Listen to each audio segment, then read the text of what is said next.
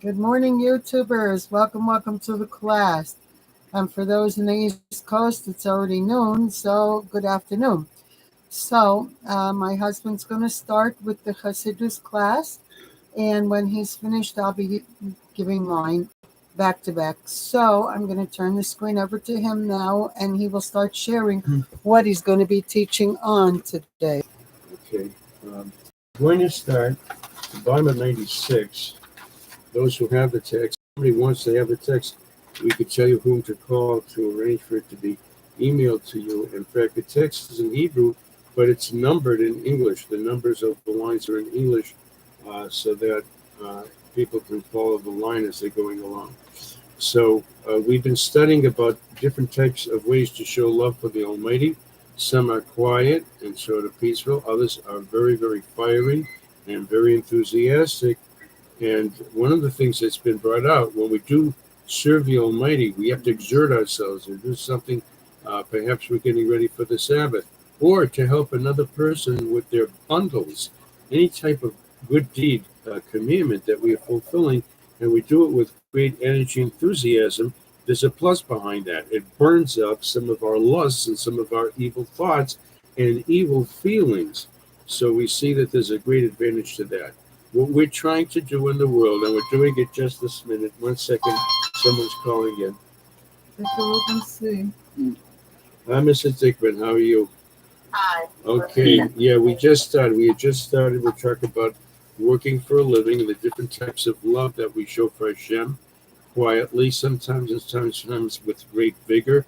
I have to mention the example of someone whose bundles fell, and you got to get them off the floor. You can step all over them or they get ruined. So you do that with great enthusiasm to help the other person. That eagerness is showing love for the Almighty. Is one of the 613 commandments to help a person with their burden, even if an animal is overburdened, by the way. An animal is overburdened. There's a commandment to help to unload it, to relieve it of its stress, and then to reload it if necessary. So you and I, of course, we aren't loading and unloading animals, but we do load and unload cars and trunks, don't we? So that applies there. In that case, the car isn't suffering, but the person, of course, is suffering if they have a problem that they need help. And if one is around and able to participate and help, that's fulfilling a commandment.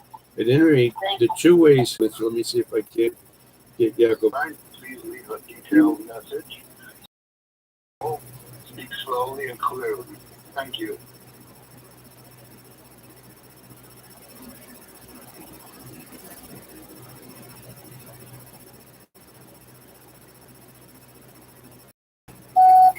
Hi, it's Rabbi Schaefer.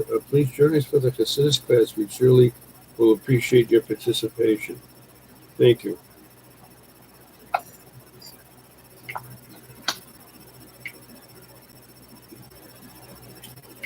Mrs. Dickman, are you still on?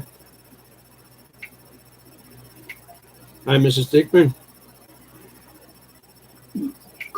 Let me try to. We do try. We try to.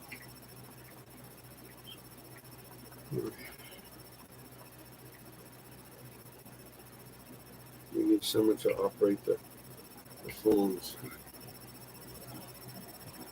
Well, she could call on my phone if we could reach her.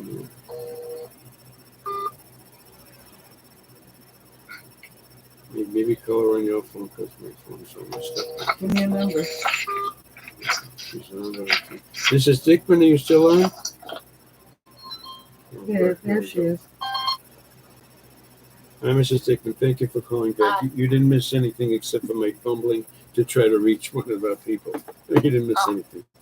Okay, so we've been describing two ways of showing love for Hashem. The quiet way in which sometimes we just sit back and think for a while and count our blessings, which is an important thing to do each day, by the way, not just by accident, but each day just sit back for a few minutes and think of all granted, including every breath that we take. Plus, as I said, I give the example, somebody needs help unloading their car. It's Friday afternoon, one of those short winter Fridays, and they have to cook it, they have this and that. You see that they ask me, please help, can I give you a hand, etc., which is a wonderful thing to do. B'ezras Hashem, we should have that opportunity. So that enthusiasm, and it takes effort, and you may be in a rush yourself. Let's say, I've got to make time for another person too. And this is one of God's commandments, it's wonderful commandments, to help ease other person's burdens and help unload or whatever. A specific commandment is my chance to show love for the Almighty. That's one of those cases in which the fiery love there burns up the lust and the feeling for evil and the temptation for evil. We learned in this mimer that it actually works that way. There's an additional benefit to it. So, at any rate, those were two types of love we were speaking about. We're going to relate this to making a living, actually, which you and I have done. And you are welcome to actually mention that I used to do this, or these are the kinds of jobs that I sort of used to do. So we're going to go back to the biblical times when the Joseph and his brothers were making a living. They were doing their work, making a living. And because it's so long ago, and because it's something that you and I don't necessarily do, I wanted to mention a few examples of people making a living today. And what happens when we are working to make a living. If we're retired, we worked for many years in the government. I hope everybody can still hear me. I'm going to speak up. We need the air conditioner today. I don't know if you can't hear me either on the phone or on the computer. That even if we're getting what we call the government Social Security, etc., that's from work that we did many years ago for many, many years, and the government took that money. That money has holiness and godly sparks to it, and it can still be put to use. It helps us to be able to get through our retirement years, if I may call them that, and that also has been elevated and can be elevated further to the service of the Almighty. You give tzedakah from that too, you give charity from that also, and that results in wonderful, wonderful good things happening. Right now, we're on page 96, and we're actually learning about Joseph with his brothers, etc. So whatever you did for a living, say perhaps taking care of your children, raising your children, is also included in this. Cleaning the house,